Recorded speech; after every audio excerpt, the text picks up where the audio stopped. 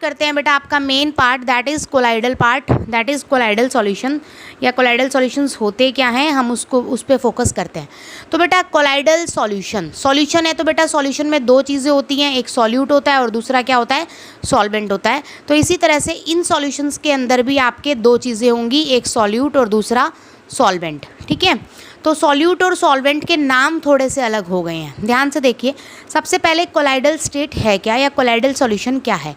एक heterogeneous solution है बेटा। हिट्रोजीनियस का मतलब है कि दो चीज़ें जिन्हें आप मिलाएंगे वो पूरी तरह से मिक्स नहीं होंगी, पूरी तरह से एक दूसरे में इन्वॉल्व नहीं होंगी। तो it is a type of heterogeneous mixture जिनके अंदर फेजेस आसानी से नज़र आएंगे, जिसके अंदर पार्टिकल्स इतने छोटे नहीं होते कि वो हमें नज़र ना आए और इतने बड़े भी नहीं होते कि वो हमें नेक्ड आई से नज़र आए। मतलब पार्टिकल साइज़ का जो रेंज है वो 10 के एंगस्ट्रॉम से लेके 10⁴ एंगस्ट्रॉम की रेंज के बीच में होता है। इसी साइज़ के पार्टिकल ऐसे होते हैं जो हमें आँखों से नॉर्मल नज़र नहीं आएंगे नेक्ड आई से, लेकिन माइक्रोस्कोप के नीचे नज़र आएंगे। अगर मैं 10 एंगस्ट्रॉम से छोटे साइज़ के पार्टिकल्स को ले लूँ सॉल्यूशन में, तो उस सॉल्यूशन का नाम ट्रू सॉल्यूशन हो जाएगा, वो कोलाइडल नहीं रहेगा। इसी तरह से अगर 10⁴ एंगस्ट्रॉम से बड़े पार्टिकल्स को ले लूँ तो सॉल्यूशन सस्पेंशन सॉल्यूशन हो जाएगा, वो आपका कोलाइडल नहीं रहेगा, ठीक है। तो कोलाइडल सॉल्यूशंस ऐसे हिट्रोजीनियस मिक्सचर्स जिसके अंदर पार्टिकल्स के जो साइज़ रेंज है वो कोलाइडल रेंज के अंदर आना चाहिए, दैट इज़ 10 एंगस्ट्रॉम से लेके 10⁴ एंगस्ट्रॉम। नेक्स्ट है बेटा, अगर इसके कंपोनेंट्स की बात करें तो इसमें आपके सॉल्यूशन के अंदर 2-3 चीज़ें होती हैं। एक होता है सॉल्यूट होता है, एक होता है सॉल्वेंट होता है, सॉल्यूट और सॉल्वेंट। और उसके अलावा क्या होता है बेटा, एक ऐसा एलिमेंट होता है जो सॉल्यूशन को क्या करता है, अच्छे से स्टेबलाइज करता है। तो यहाँ पर भी 3 ही कंपोनेंट्स हैं, डिस्पर्स्ड फेज, डिस्पर्स्ड मीडियम और स्टेबलाइजिंग एजेंट। डिस्पर्स्ड फेज की बात करूँ बेटा, अगर आप सॉल्यूशन की बात करते हैं तो सॉल्यूशन में सॉल्यूट और सॉल्वेंट है। तो जो सॉल्यूट होगा उसको हमने नाम दिया है डिस्पर्स्ड फेज। क्या नाम दिया है, डिस्पर्स्ड फेज। तो डिस्पर्स्ड फेज एक तरह से सॉल्यूशन होता है, जो सॉल्यूशन सॉल्यूट होता है वो होता है बेटा। तो सॉल्यूट के पार्टिकल्स क्या होते हैं, ऐसे गुच्छा बना के तो रहते नहीं है। चीनी या नमक आप घोलोगे तो वो बिल्कुल फैल जाएगा पूरे पानी में, बिल्कुल इक्विवेलेंट होएगा। ऐसा तो है नहीं कि पार्टिकल्स हैं बिल्कुल एक जगह इकट्ठे हो गए, एक सिप लिया नमक का टेस्ट नहीं आया, दूसरे सिप में बहुत ज़्यादा आ गया, ऐसा नहीं होता है। यूनिफॉर्मली वो फैले रहते हैं। तो फैले रहेंगे तो इसका मतलब एक दूसरे से जुड़े हुए नहीं होते। तो क्योंकि पार्टिकल्स एक दूसरे से जुड़े हुए नहीं होते, कॉन्टीन्यूसली लिंक्ड में नहीं होते, इसीलिए इसका दूसरा नाम डिसकॉन्टीन्यूअस फेज भी है। तो it is also known as discontinuous phase और इनर फेज। क्यों, क्योंकि पार्टिकल्स के बीच में फोर्स ऑफ अट्रैक्शंस नहीं होती, पार्टिकल्स एक दूसरे से जुड़े हुए नहीं हैं, ठीक है। जो पार्टिकल साइज़ होता है वो जनरली बड़ा होता है, 10 एंगस्ट्रॉम से लेकर 10⁴ एंगस्ट्रॉम के बीच में रहेगा। सॉल्यूट को ही डिस्पर्स फेज बोला गया है बेटा, ये बात याद रखिएगा। नेक्स्ट अगर डिस्पर्स मीडियम की बात करूँ तो जो सॉल्वेंट होगा, ठीक है, उसको हम क्या बोलेंगे, डिस्पर्स मीडियम। तो सॉल्वेंट तो बेटा आपको पता है अलग अलग तो हो नहीं सकते। अगर मैं चीनी को पानी में घोलूँ तो पानी के पार्टिकल्स तो अलग अलग होंगे नहीं। क्यों नहीं होंगे, क्योंकि पानी के पार्टिकल्स एक दूसरे से जुड़े हुए हैं, एक दूसरे से अटैच्ड हैं, एक दूसरे से क्या है, कनेक्टेड है। तो इसी रीज़न की वजह से, क्योंकि पार्टिकल्स एक दूसरे से कनेक्टेड हैं, इस फेज़ को हम कॉन्टीन्यूस फेज़ भी बोलते हैं, या फिर दूसरा नाम है इसका आउटर फेज़। इसलिए बेटा क्योंकि इसके जो पार्टिकल्स हैं, these are particles are continuously interlinked particles. ये मॉलिक्यूल्स एक दूसरे से हमेशा जुड़े हुए रहते हैं, इसीलिए इसका नाम हमने दिया कॉन्टीन्यूस फेज़ या फिर आउटर फेज़। ये वो मीडियम होता है बेटा जिसके अंदर ये फेज़ जो होता है घुला होता है।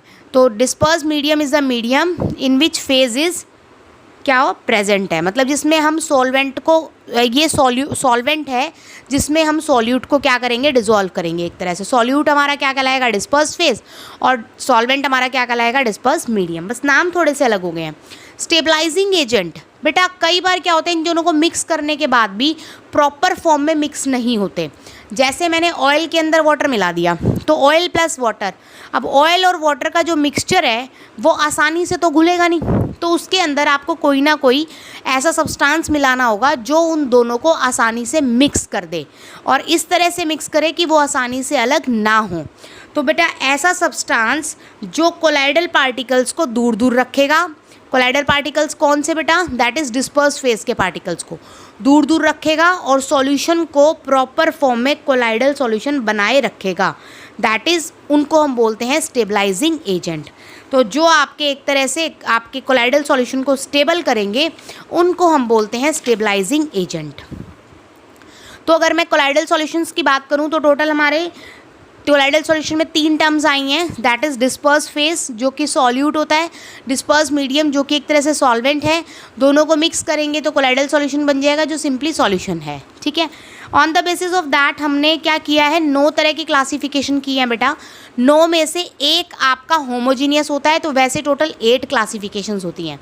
इस पर फोकस कीजिएगा, दिस इज़ इंपॉर्टेंट, एग्जाम में आता है। अगर आपने सॉलिड को घोला है सॉलिड के अंदर, सॉलिड को सॉलिड में, दैट इज़ मेटल को मेटल में, तो मेटल को मेटल में मिक्स करोगे तो आपके एलॉयज़ वगैरह बन जाएंगे और इनको नाम बोलते हैं हम सॉलिड सोल। इसी तरह से अगर आपने सॉलिड को लिक्विड में घोल दिया, दैट इज़ सॉलिड को किस में घोला, लिक्विड में, लिक्विड ज़्यादा है और सॉलिड कम है, तो आपका क्या होगा बेटा, लिक्विड ज़्यादा और सॉलिड कम। तो जैसे डाई वगैरह होती हैं तो इंक होगी, डाई होगी, पेंट्स हो गए, वो सब इसमें आ जाएंगे, नाम हमने दे दिया सोल। इसी तरह से अगर सॉलिड को हमने गैस में घोल दिया, गैस ज़्यादा है बेटा, सॉलिड पार्टिकल्स कम है, अब गैस में सॉलिड पार्टिकल्स आ जाएँ तो इसका मतलब डस्ट पार्टिकल, सिंपल, तो स्मोक और डस्ट आपकी आ जाएगी और नाम हो जाएगा एरोसोल। लिक्विड को सॉलिड के अंदर, लिक्विड कम है बेटा, सॉलिड ज़्यादा है, तो आपके जेल फॉर्म हो जाएंगे, जेलीज वगैरह जो होंगे वो सब इसी में आ जाएंगी। लिक्विड को लिक्विड में, जैसे ऑयल को वाटर में डाल दो या वाटर को ऑयल में डाल दो, तो इस टाइप के सॉल्यूशंस को हमने नाम दिया इमल्शंस, जैसे मिल्क हो गया, क्रीम हो गया। इसी तरह से लिक्विड को अगर मैंने गैस में डाल दी, गैस पार्टिकल्स के अंदर है आपके एयर में और उसमें लिक्विड हो तो क्या बन जाएगा, क्लाउड्स, फॉग, तो क्लाउड, मिस्ट, फॉग, ये सब इसमें आ जाएंगे। इसी तरह से गैस को अगर मैंने सॉलिड में डाल दिया, सॉलिड पार्टिकल्स हैं आपके पास और उसमें थोड़ी सी गैस आ गई तो प्यूमिक स्टोन्स वगैरह बन जाएंगे, ब्रेड, कर्ड वगैरह, मतलब थोड़ा स्पंजी हो जाएगा।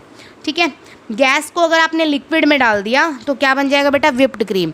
अब जो क्रीम होती है केक पे लगाते हैं, उसमें हम क्या करते हैं, उसको फेंट के उसके अंदर एयर फिल करते हैं, तो एक तरह से हम एयर डालते हैं किसमें, लिक्विड में, तो इससे आपका क्या बनता है, फोम बनता है, जो विप्ड क्रीम होगी, सोप, लेदर वगैरह सब हो सकता है। और अगर आपको गैस को गैस में डालना हो तो गैस को गैस में डालने से जो मिक्सचर बनता है होमोजीनियस बनता है बेटा। आप जैसे एटमॉस्फेयर में गैस है तो आपको कहीं दिख नहीं रहा है कि ये वाली ऑक्सीजन है, ये वाली नाइट्रोजन है, ऐसा कुछ नहीं है, सभी गैसेस आपस में आसानी से मिक्स हो चुकी हैं और इसीलिए सॉल्यूशन को होमोजीनियस की कैटेगरी में रखा गया है। तो gas in gas is not a mixture of colloidal solution, it is a mixture of homogeneous solution, that is molecular solution या true solution.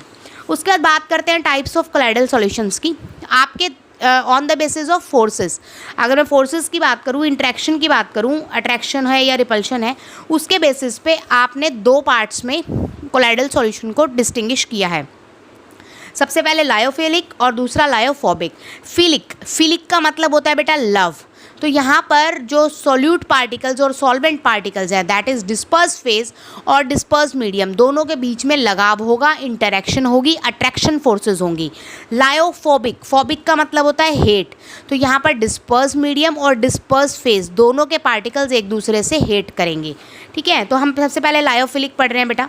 Attraction between the disperse phase and disperse medium, दोनों phase और medium के बीच में attraction रहेगी बेटा।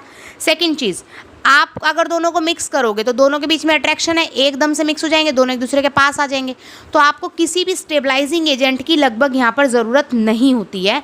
इसीलिए इनको बोलते हैं इंट्रिंसिक कोलाइडल सॉल्यूशन, क्योंकि आपस में ये फोर्सेस क्रिएट करके और कोलाइडल सॉल्यूशन बना लेते हैं। अब बेटा इनके बीच में फोर्स ऑफ अट्रैक्शन है, तो कोई दुश्मनी तो है नहीं, तो अट्रैक्शन फोर्सेज हैं, तो ये सॉल्यूशंस क्या रहेंगे, स्टेबल रहेंगे, तो स्टेबल कोलाइडल सॉल्यूशन होता है बेटा। रिवर्सिबल नेचर का होता है, अगर आप फोर्सेस को निगलेक्ट हटा देते हैं तो वो दोबारा से आपका नॉर्मल कंडीशन में आ जाएगा। ठीक है, next, also called solvent loving, obvious सी बात है बेटा, फिलिक मीन्स लव, तो ये सॉल्वेंट लविंग भी कहलाते हैं, that is disperse medium loving होते हैं। जब डिस्पर्स मीडियम आपका वाटर होगा तो लायो की जगह वर्ड हाइड्रो यूज़ हो जाएगा, तो बन जाएगा hydrophilic. When disperse medium is water, तो स्पेशल टर्म यूज़ किया, that is hydrophilic. Also called natural colloidal solutions. क्यों बेटा? क्योंकि इनको बनाने में हमें कोई आर्टिफिशियल मेथड या फिर प्रॉपर मेथड्स की रिक्वायरमेंट नहीं होती है, मिक्स किया और बन जाते हैं। इवन बॉडी के अंदर भी प्रोटीन स्टार्च होते हैं, आपका रबड़ वगैरह है, तो इनके अंदर जो फोर्सेस होती हैं वो अट्रैक्टिव फोर्सेस होती हैं, और अट्रैक्टिव फोर्सेस जिन सॉल्यूशंस में होंगी वो अपने आप प्रिपेयर हो जाएंगे, उसमें आपको ज़्यादा मेहनत करने की ज़रूरत नहीं होगी। नेक्स्ट अगर मैं बात करूँ लायोफोबिक कोलाइडल सॉल्यूशन की, तो फोबिक का मतलब हेट, तो यहाँ पर repulsive forces between disperse phase and disperse medium आसानी से प्रोड्यूस नहीं होंगे बेटा। मिक्स करोगे तो दोनों एक दूसरे को रिपेल कर रहे हैं, तो दोनों एक दूसरे से दूर भागेंगे, डिस्पर्स फेज और डिस्पर्स मीडियम। तो यहाँ पर हमें स्टेबलाइजिंग एजेंट की ज़रूरत पड़ेगी। अनस्टेबल होते हैं, इरिवर्सिबल होते हैं, स्टेबलाइजिंग एजेंट की ज़रूरत है, इसीलिए हम बोलते हैं extrinsic colloidal solution. Solvent heating भी इन्हीं को बोला जाता है। डिस्पर्स मीडियम अगर वाटर है तो नाम हो जाएगा हाइड्रोफोबिक। आर्टिफिशियल मेथड से इनको बनाया जाएगा बेटा, जैसे मेटल आयंस या NaCl वगैरह का सॉल्यूशन हमने तैयार कर दिया, तो वो सब चीज़ें आपकी क्या होती हैं, आपकी लायोफोबिक होती हैं। उसके बाद है बेटा classification of colloidal solution on the basis of charges. दो तरह के चार्जेस हो सकते हैं, पॉजिटिव चार्ज और नेगेटिव चार्ज। तो ऐसे कोलाइडल सॉल्यूशंस जिनके अंदर disperse phase that is solute particles के ऊपर पॉजिटिव चार्ज होगा, उन सॉल्यूशंस को हम बोलेंगे पॉजिटिव चार्ज कोलाइडल सॉल्यूशन। ऐसे डिस्पर्स सॉल्यूशंस दैट इज ऐसे कोलाइडल सॉल्यूशंस जिनमें डिस्पर्स फेज के ऊपर नेगेटिव चार्ज होगा, उनको हम बोलेंगे नेगेटिव चार्ज कोलाइडल सॉल्यूशंस। तो ये आपकी सिर्फ दो ही टाइप्स होती हैं।